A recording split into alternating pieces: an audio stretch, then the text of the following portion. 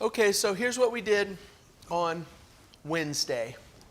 I really do know, I know how petty and silly it is to start a class with a definition of a word. But to me, this matters. On this subject especially, this matters. What we're talking about is the consequences of David's sin with Bathsheba. And even though this word is not a regular part of my vocabulary, I think repercussions is a better word because I really like on the definition that it's unintended consequence and it's normally an unwelcome one.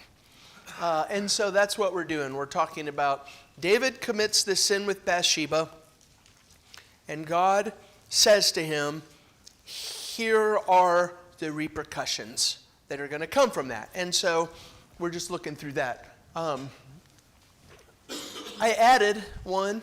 Scott gave me an extra one that I didn't see. And now there's 7 of them. And you know how much I like my numbers, so that was a really good one. The extra one was in verse 8. I think that Scott's right. Chapter 12 and verse 8 of the things that God said are going to happen because of his sin with Bathsheba. In verse 8 it says, I gave you your master's house and your master's wives into your arms and gave you the house of Israel and Judah. And if this were too little, I would add to you as much more. And so I think that is one of the consequences. There was more coming to you, David, but not anymore. And so it's almost like, think of the blessings that I would have had that sin not got in the way. And so now we have 7, which is great. I'm really sorry about this if you already went through and numbered them. And now there's a number 1 on top of it. That's why I'm always scared of marking in my Bible. Anyway. 2 Samuel 12, verses 8 through 14, super important. If you only remember one thing from this class, this is the thing to remember. Because this curse section is the thing that governs the whole rest of David's story. David is suffering these consequences because of his sin. That's the thing that you need to remember about this. Is there any comments or questions or extra thoughts about Wednesday or anything that we've done before we move forward? I think we looked at 3 of them already. Bathsheba was pregnant and God said, the child's going to die. And the conversation that we had, I think, is what we see in the text here. David is praying and mourning and fasting, begging God for this thing to not happen. And God says, no. Here are the consequences. Here are the repercussions of your sin. Amnon raped Tamar. There's 2 of David's kids. There's trouble in David's family. Just as David created trouble for somebody else's family, now there's trouble in David's family. And this is just kind of an idea to get that in chapter 13 and verse 21. After Amnon raped Tamar, the text said, and David was angry. And that's it. Like, what are you going to do about it? He didn't do anything about it, except get mad about it. And that, I think, is the seed that grows into some of the trouble we're going to see coming up. Anything there? We're all caught up now, ready to move forward. No other comments? Okay. Well, that means we're going to start in chapter 13. Would somebody please read verses 21 to 29? Okay. So, one of David's sons, Amnon, raped one of David's daughters, Tamar. Another one of David's sons, Absalom, Tamar's brother, creates this conspiracy 2 years later and kills Amnon. I got to say it slow because it's hard for me to keep all the names straight as I go through it. Absalom killed Amnon. What do you notice about any of this? Any comments on this text? You got, I want something. Absalom wants Amnon killed. It's premeditated. See anything else, similarities? You got one more? Yeah. So I would say on that, I'm kind of going to rush through some of this class today because what you just said, there are two deep points that I want us to look at. And we will. And I'll say them now just so you know it's coming. As we read through the text this morning, pay attention to the timeline. We're gonna draw the full timeline at the end of this class, closer to the end of this class, because it's crazy. As we read through the text, we like flip a couple pages, but pay attention to the timeline. Number two, I want to finish with bitterness and what bitterness does, because you just did it 2 years to stew on something, and it's way more than that. The premeditation, the plotting, and getting someone else to do it. Oh man, that's the first time I've heard that baby cry. There must really be something wrong. That's the best baby I've ever seen in my life. There's one more, Linda. And we say the same thing in our world, right? Like, we expect brothers to fight.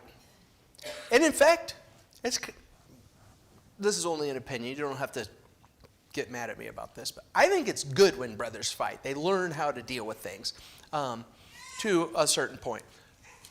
This brother killed another brother.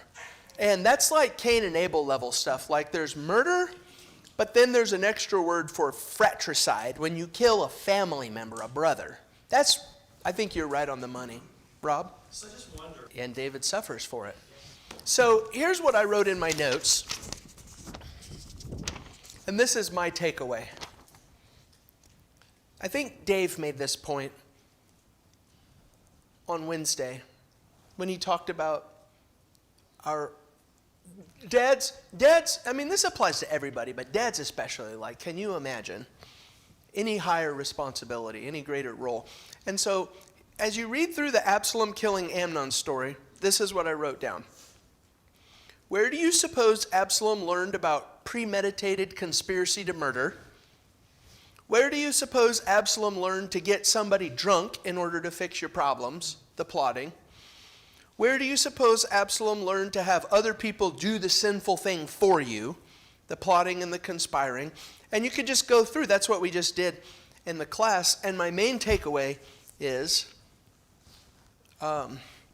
it's not just a parent thing, like it has to do with our relationships here, but you could do it with the parents especially. Whatever your sinful, bad habits are now, be careful, because your kids see them. And I think this was Adam's point in the last class too. This is really a story of David reaping what he had sown. And maybe he would have dodged the bullet had he not sinned, but God's going to say, there's no dodging any of these bullets. You're going to reap what you've sown up to this point. So I'm just asking just to make sure I'm clear. So Amnon, or however you say his name, is he Tamar's brother? I'm sorry, Amnon what? Is that Tamar's brother? Yes. Okay. Or they're Half-brother. Okay. Absalom and Tamar are full brother-sister. Got it. Amnon is a half-brother. David's the dad, different mom. Because, I mean, one of my questions is where does this brother, even if he's a half-brother, think it's okay to be not only having sexual relations with his sister, but to rape her? Well, and that's what we did on Wednesday. Where do you suppose David did? Amnon. Where do you suppose he did learn that? Where do you suppose? It's the exact same thing we're doing now with Absalom. Where do you suppose Amnon got the idea, hey, look, there's something that I want. I'll take it even though it's not right. Where do you think he learned that? This is David reaping what he had sown. That's what this whole thing is. And I'll say it over and over again so that we can make sure and stay focused on this. The goal of this study is for us to say, holy moly, look at what sin leads to. I don't want any part of it. maybe your sin is not going to result in one of your kids killing another one of your kids, but it is going to end in something bad. I don't want any part of it. That's my main takeaway from all of this. Okay, next. Who is it? Yes, Stacy? Are you saying that David's ability to be a strong parent in this field is compromised by his own sinfulness in the same field? And that's another thing that we specifically said on Wednesday was,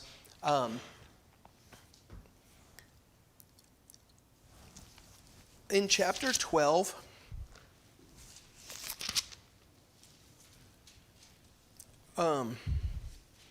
chapter 13 and verse 21, when King David heard of all these things, he was angry. One of the things that we talked about was, why didn't he do anything about it? And there's two options. Maybe there's my kid, favoritism involved.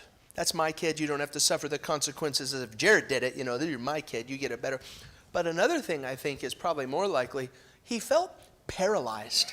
Because how can you look at this situation as a dad and know, well, you know, that's exactly the same thing I did, and then come down with a hammer on it?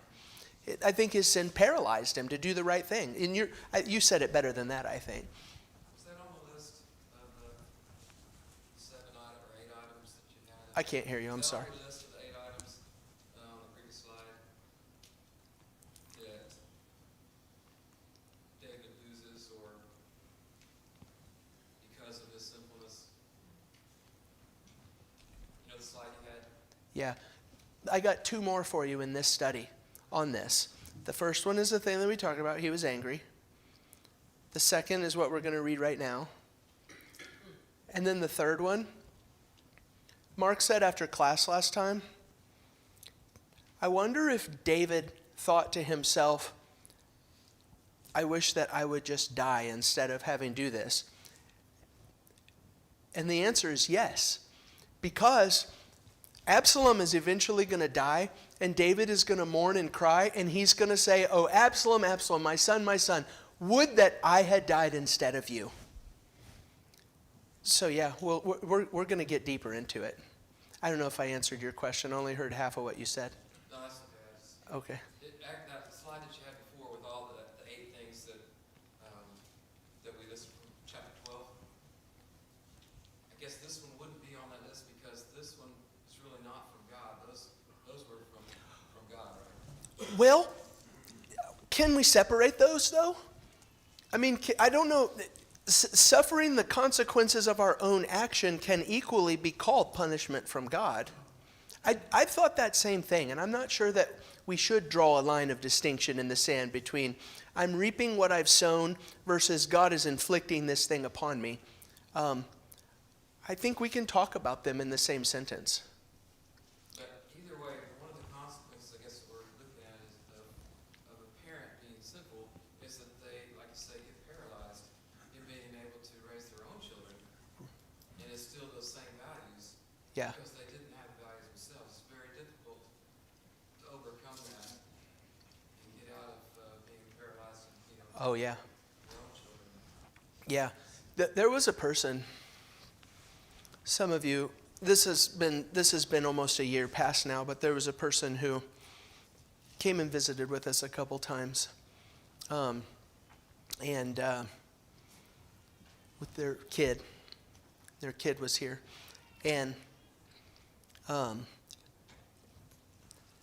continued sending the kid, but the parent stopped coming.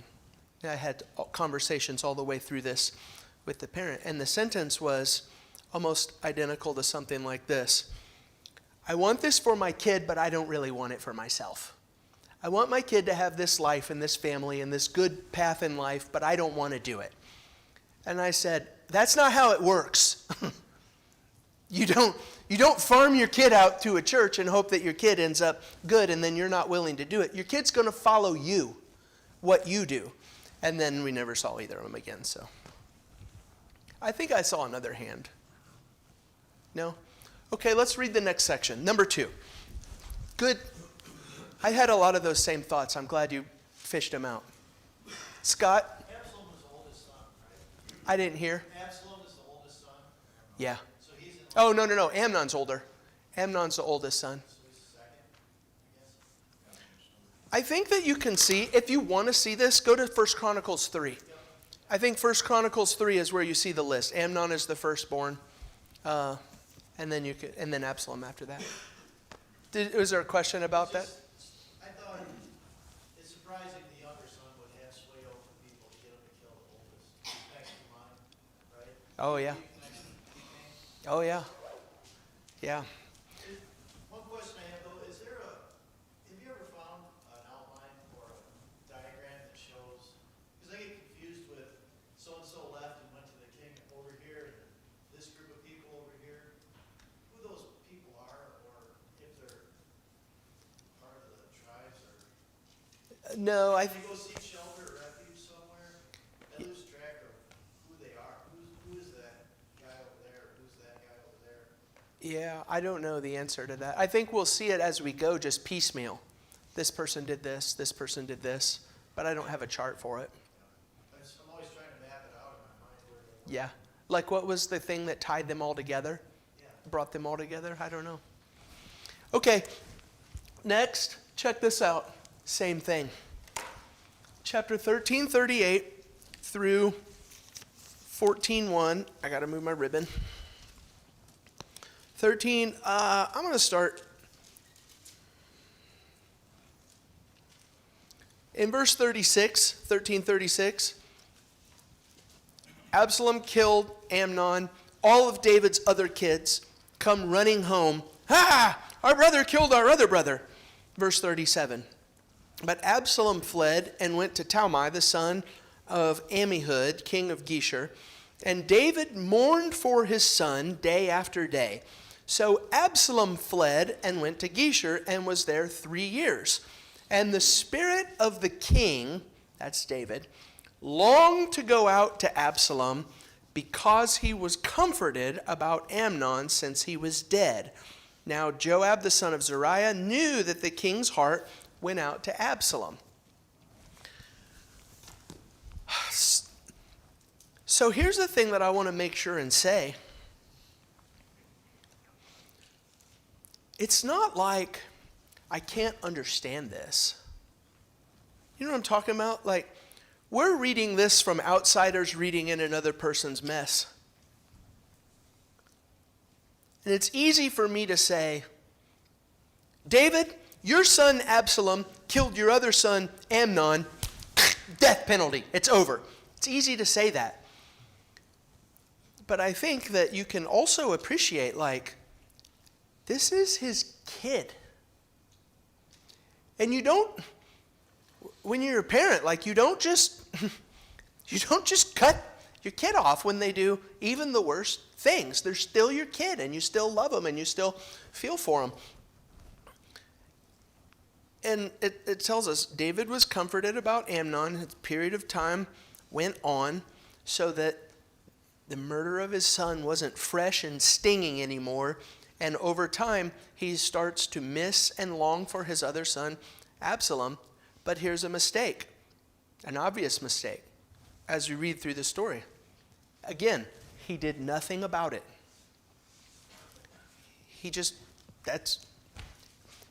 The cost of David's actions are what we're studying about.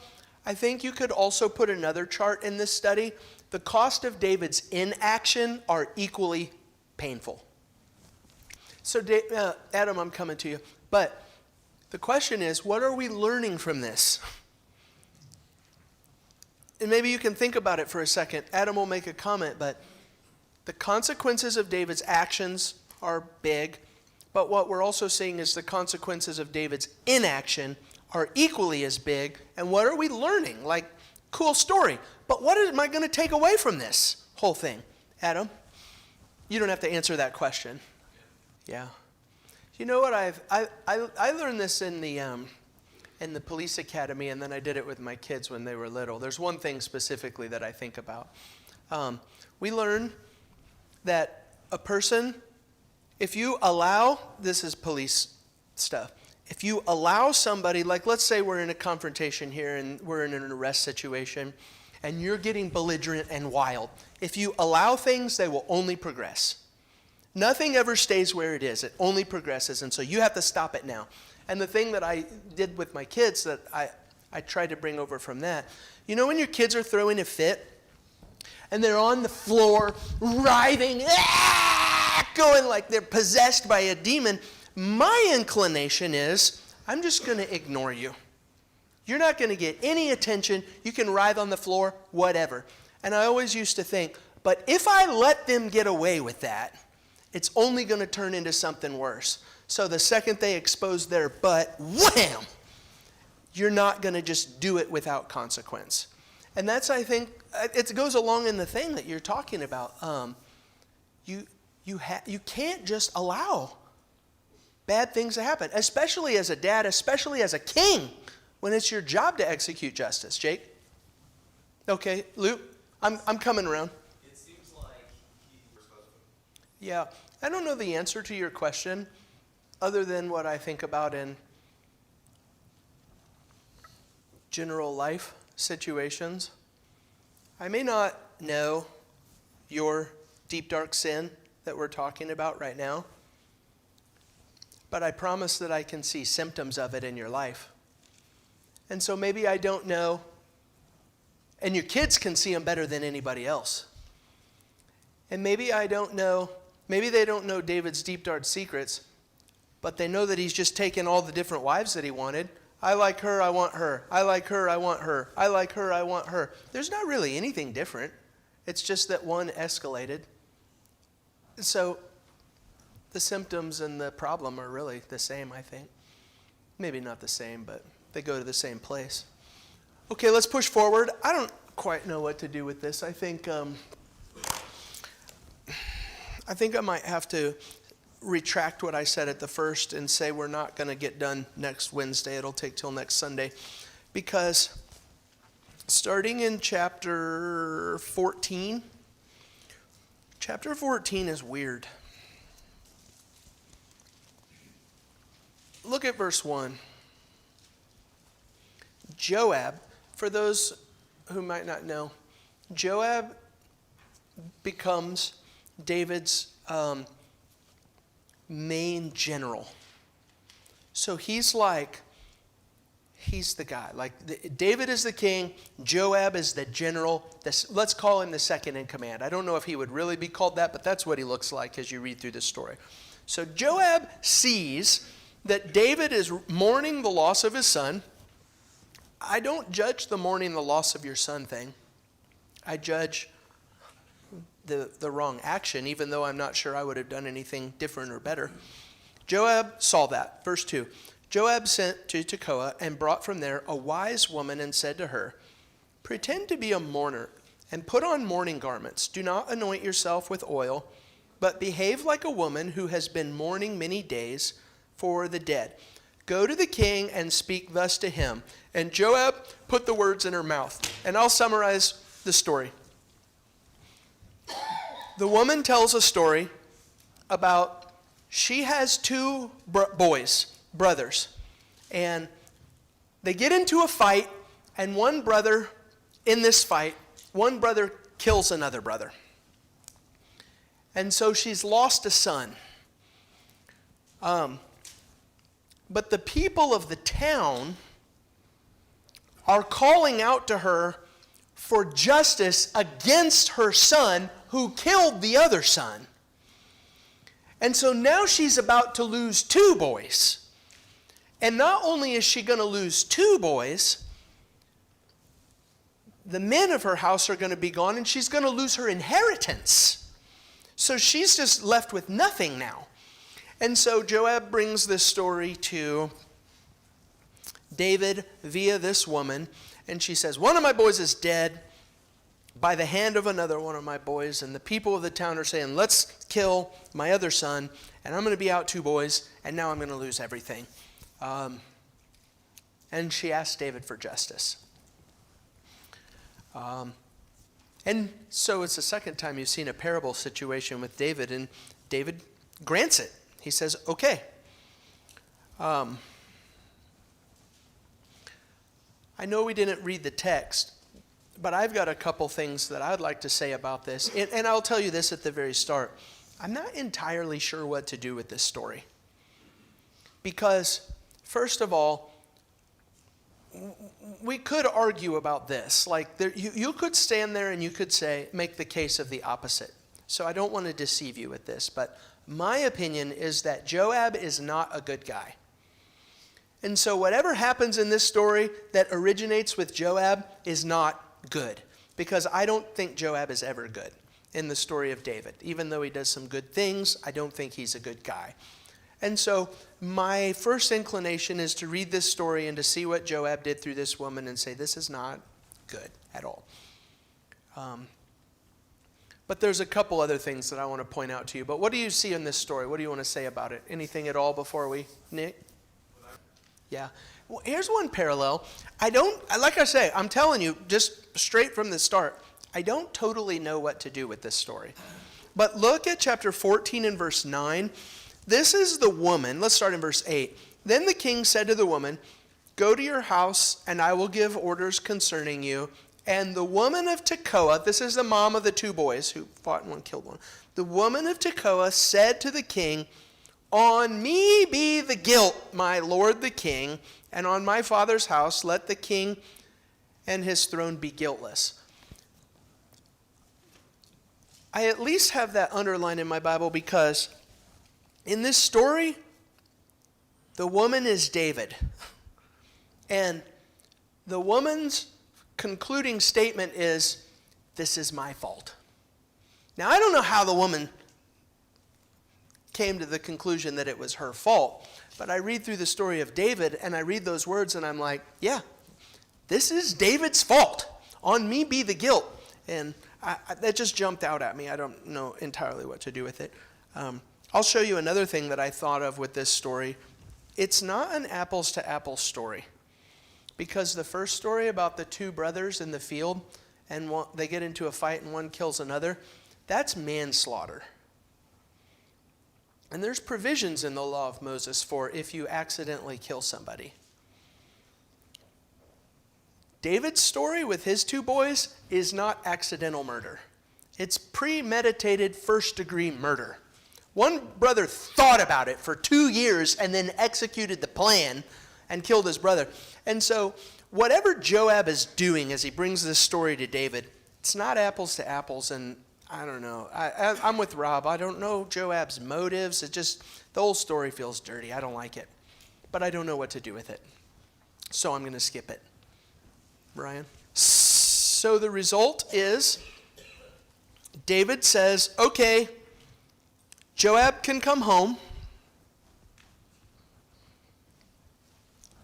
but he has to stay there, and he can never see my face again. And so I don't like that either, because it's fence riding. David's trying to have it all ways at once. And so, did I say Joab? Absalom came home, but he has to stay over there, and he can't come into my presence. And so look at 14:28. So Absalom lived 2 full years in Jerusalem without coming into the king's presence. And Absalom sent for Joab to send him to the king. But Joab would not come to him. And he sent a second time, but Joab would not come. So here's David, Absalom. He's been allowed to come home, but he has to stay here, and he can't go talk to his dad. And he's trying to talk to his dad for 2 years, but they're just ignoring him. And so he burns somebody's field down. Here's a kid who has to light somebody's field on fire to get his dad's attention. And so David responds. And verse 32, Absalom answered Joab, behold, I sent word to you, come here that I may send you to the king to ask, why have I come from Geshur? Absalom says, you brought me back here. Why? It would be better for me to still be there. Now, therefore, let me go into the presence of the king, and if there is guilt in me, let him put me to death. Stop this. I'm not going to punish you, but you don't get to live as if you're free. Like, am I right? Am I wrong? I think there's more truth in that sentence that Absalom speaks than we probably give credit for. Now, therefore, let me go into the king's presence, and if there is guilt in me, then let him put me to death. If I've done something wrong, then punish me. If I've not done something wrong, then don't banish me for years at a time. And I think we have another example of David's failure here. Do it or don't. Like, we keep coming back to this word. David seems to be paralyzed, and he doesn't do what he needs to do, and in that, he fails to do. His inaction just creates all kinds of bigger problems. And I don't know if I want to rush through this. I'll give you some time for comments here to see what we're going to do because we got 5 minutes left. But I'll tell you before we end class, my main takeaway with these 3 examples of David's inaction are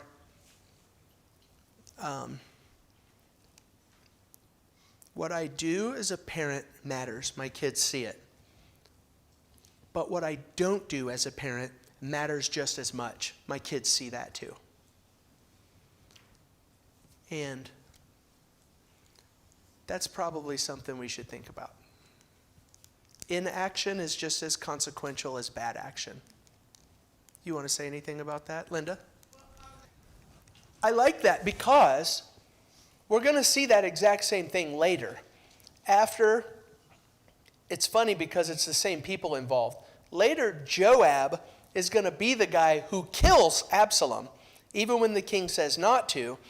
And David is going to go into this slump of mourning. Again, no judgment. If my kid gets killed, I'm upset about that.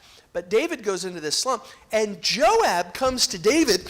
And it doesn't say he shook him, but that's what he does with his words. And he says, you got to snap out of it, man. You're bringing the whole kingdom down.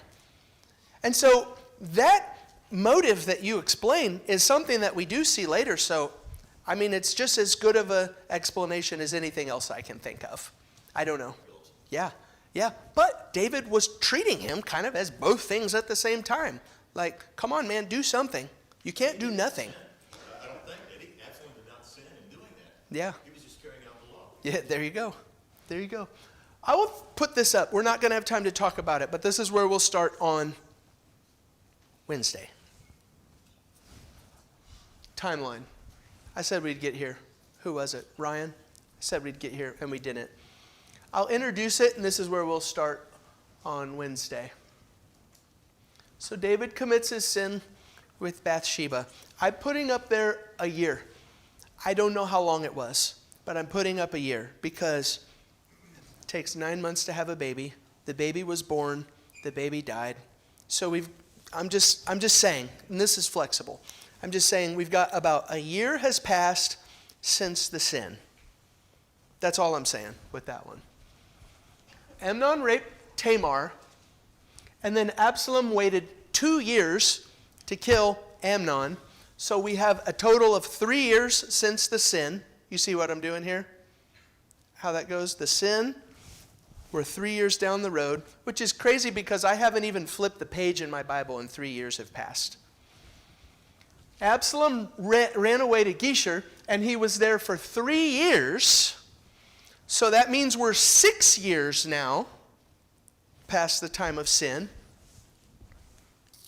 David brings back Absalom and says, you can come home, but there's no contact with the king. And that goes on for 2 years. So now we're 8 years past the sin. And then David and Absalom are reunited finally after the kid had to burn a field down to get his dad's attention. And that period of being reunited is a time of plotting for Absalom, but it lasts for 4 years. And so now we're 12 years down the road from David's sin. I think 2 pages in 12 years.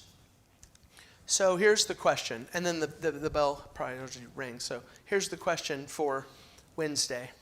Since this class is about repercussions, think about where you were 12 years ago. This isn't the police thing like, where were you on this date 12 years ago? Just think about your life situation. I wasn't married. My kids were this old. I lived in this house. Where were you 12 years ago? That's the thing that I want you to think about. What consequences are you living with right now from the sin that you committed 12 years ago? Because for David, it's right in his face. It's fresh. He's living with it every day, 12 years down the road, still suffering. The word repercussions just keeps getting bigger throughout this study. Okay, that's where we'll start on Wednesday. Be prepared to talk about this too if you want to think about something. That's like 11, let's say 11 years. That's 11 years of bitterness that Absalom is carrying around. I want to spend some time reading some verses and talking about what bitterness does to us. If we don't let it go and we carry it around for 2 years, 11 years, whatever it is, we'll talk about bitterness. All right, thanks.